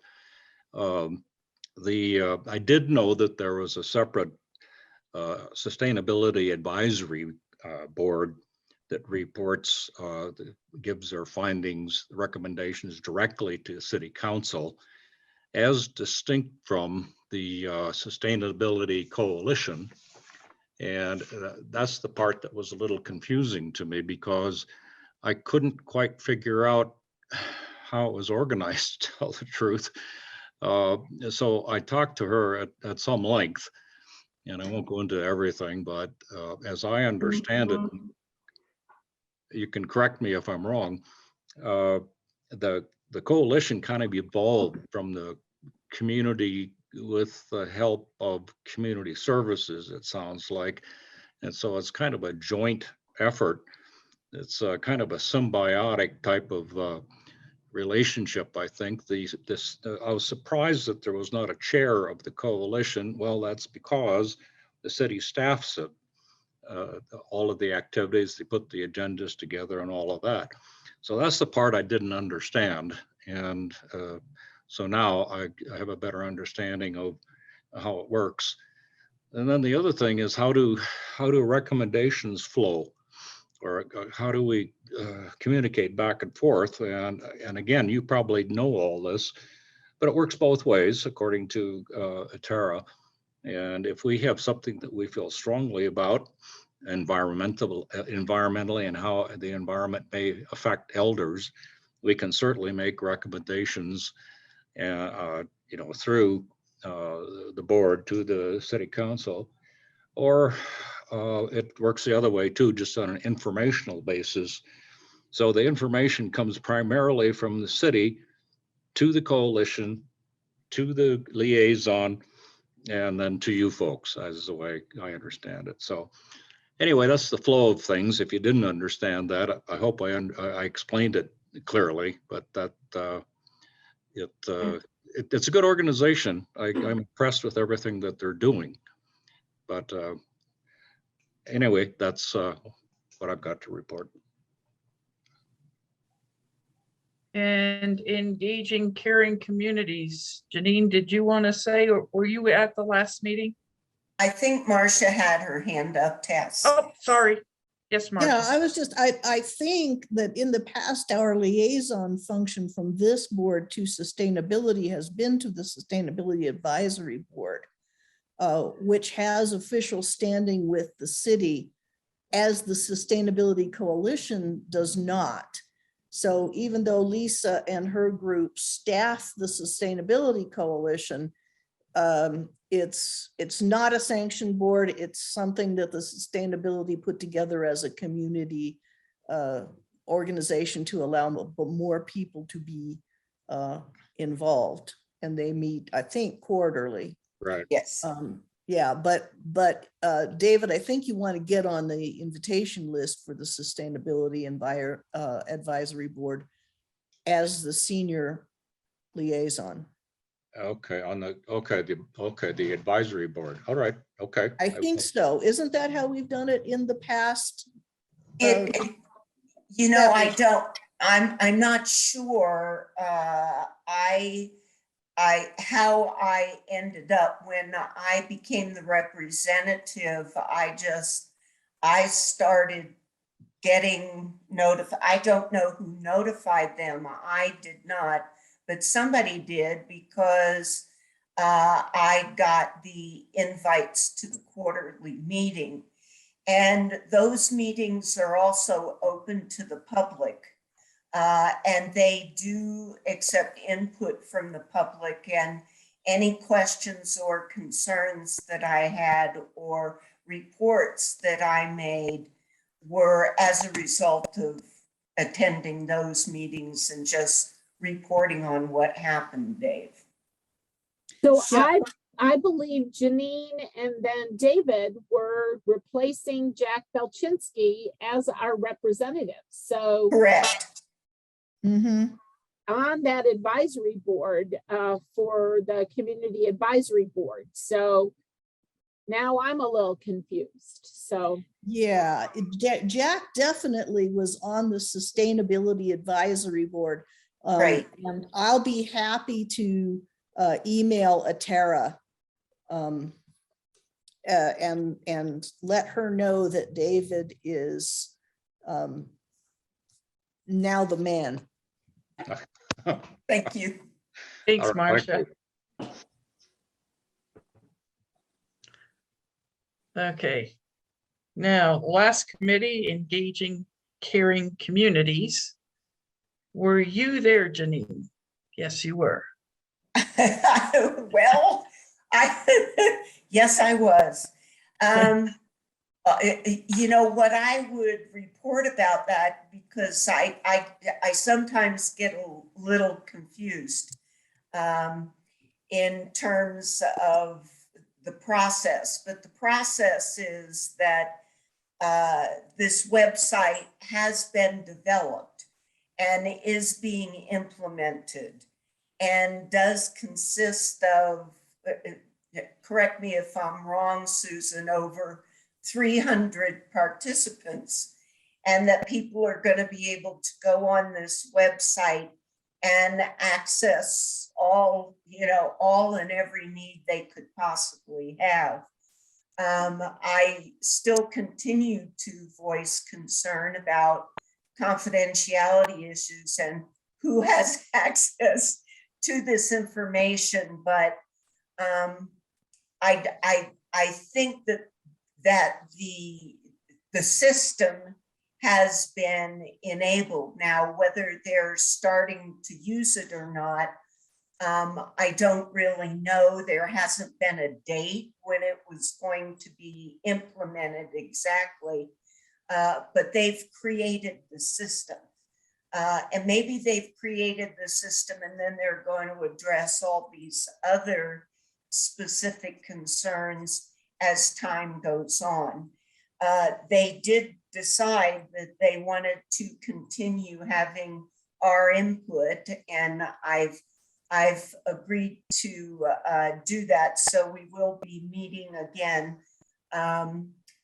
virtually the end of this month, and I'll continue to ask questions and about concerns and how is this. One of my biggest concerns is that it's very tech oriented, and I don't know how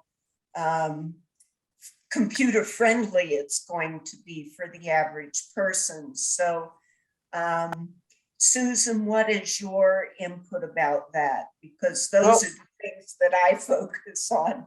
Well, we spent a lot of time addressing what we call things and how people will understand the glossary, because we said, I reveal myself. Well, we need to know if you're male, female. We need to know if you're senior, some basic things. So let's go back to calling it things that people understand. We talked a lot about that.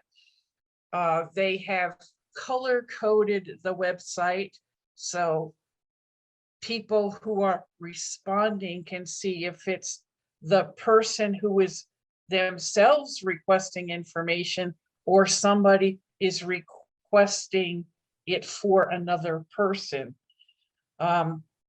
They have a basic skeleton that they're going to be, implementing with some people. And it seems like, according to what I heard, the driving factor is Harold Dominguez, the city manager, wants to know that city staff are responding to needs in the community. So it'll take a bit of trial and error to make sure that the system is being pulled in correctly and that the city staff members are able to use it correctly. We were told, forget the first rollout. It probably won't be till the third rollout or revision that you have a working system.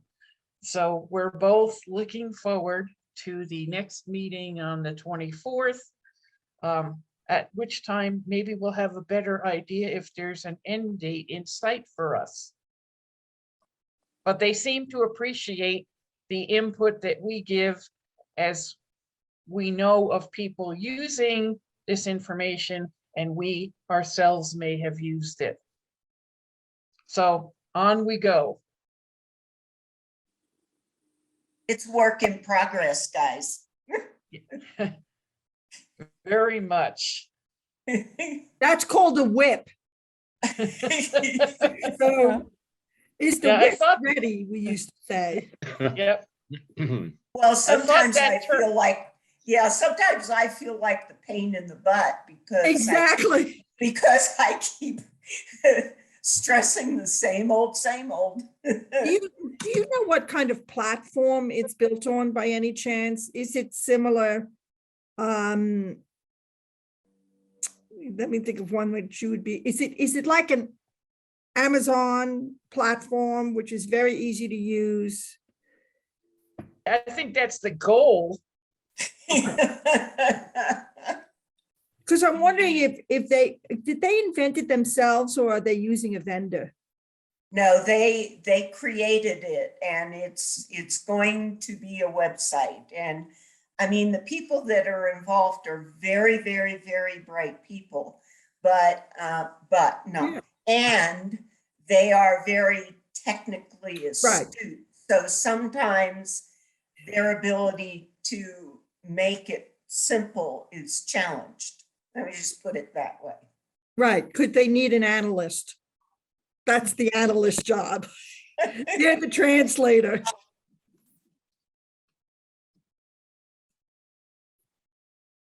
Yes, and beside the Philip. point, if we had more than 3 minutes left in the meeting, I would tell you about my experience with the My Colorado app for Go ahead. vaccines.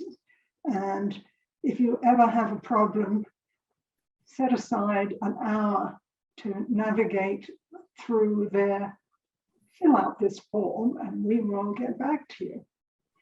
Yeah, they should really use Epic for everything. I mean, it's the easiest system. Healthcare, everything. Epic is like a dream. Well, maybe you're right. Yeah, I was going to say, that's new, Prudence. I was involved with it maybe 10, 12 years ago. Yeah. And we wouldn't have said it then. Right, it's really, great. I mean, it's so simple. I mean, if you're a member and you can't use, I'm not sure what to tell you. I'm sure there was a reason for them wanting to develop their own system. Yeah, I just don't have an answer about, why they choose to do that, but there must have been a reason. it's usually money. So I have a question of Susan and Janine can you, have they produced a link yet that you can No. show us? Oh, that's too bad. No, then we'd have to answer technical questions, and that's not my bailiwick. No, just out of curiosity, what what it looks like. Well, I think that's going to be forthcoming. Yeah, it sounds like it's soon. Right, when they put out version 1 of probably 10 or so. But it's not up yet, so they're Okay. still in that process. More next month.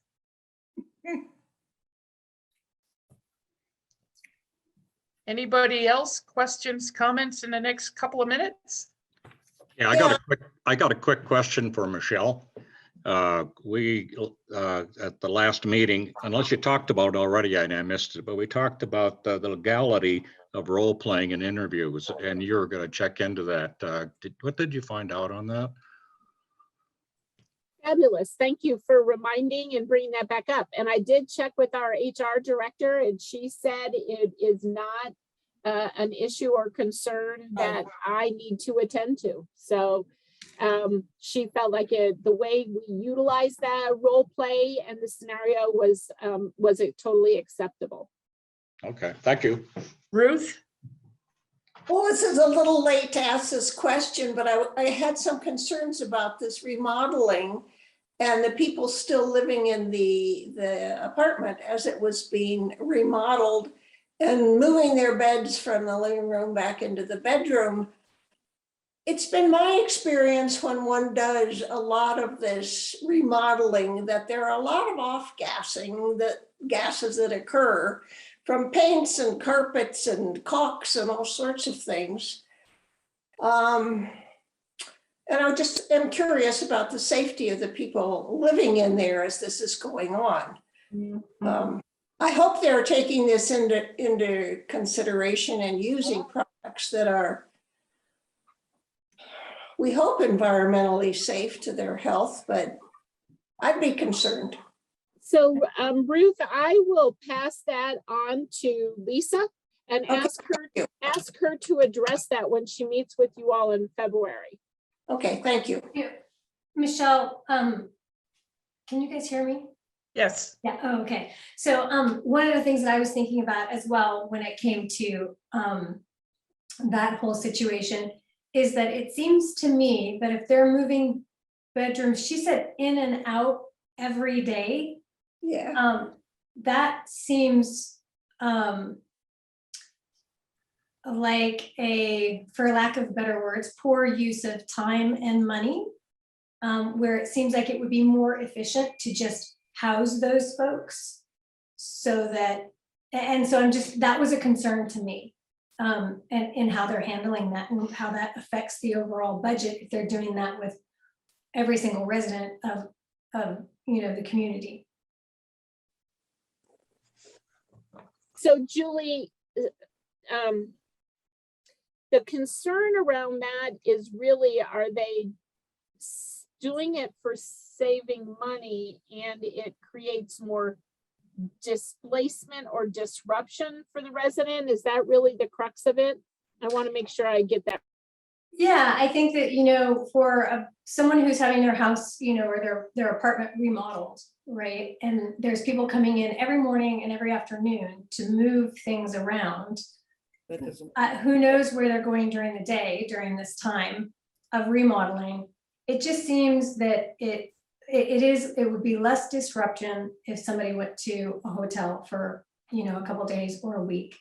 Yeah, I agree. And it also economically makes more sense rather than having these folks focusing, how much of a time it takes to move, bedroom furniture in and out every day. And clean up every day. And clean up, yeah.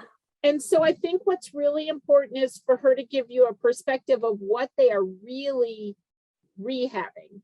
So my only experience with this was at Aspen Meadows, and they really didn't touch the bedrooms.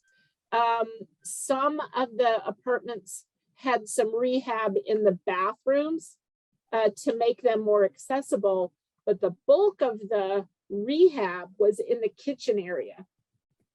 The counters, the cabinets, and the appliances kind of focus. So I think first and foremost, she really needs to talk about what's the rehab going to do. Right.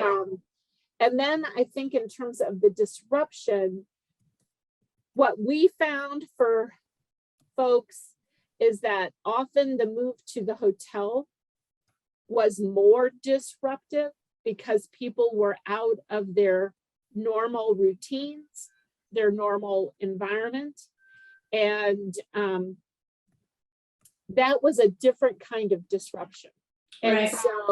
So let me ask her to just really come and talk about the extent of the rehab. What does that really mean? And then the other thing that happened at Aspen Meadows, and I do not know if it's going to happen at Village Place, is that certain units were designated for a really major overhaul to make them accessible. across the board because of requirements of certain number of units that need to be accessible. And the people in those units had far more disruption than the majority of people.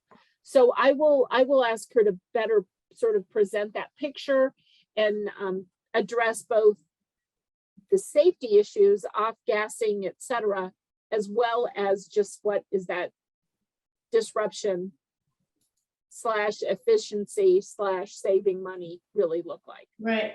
I guess the other thing is too, is that I'd be curious if they give folks an option of either staying in or going to a hotel for a couple of days, because I believe when Sheila and Prudence and I went to Aspen Meadows, there were some folks that were just overjoyed that they were able to go to a hotel and be put up in a hotel for, during that time. They also got some serious gift cards for meals that they were able to utilize, right? Yeah. But for some people, it was very much a disruption to their schedule. Yeah, and just kind of, yeah. So, yeah, great. I think a broader perspective of what that work's going to be, and will be helpful to sort of set the stage. So I motion that since it's 12:05, we adjourn the meeting. Second. Thank you. We'll see you guys next month, if not sooner at the Friends meeting. All right. Bye, everybody. Thank you.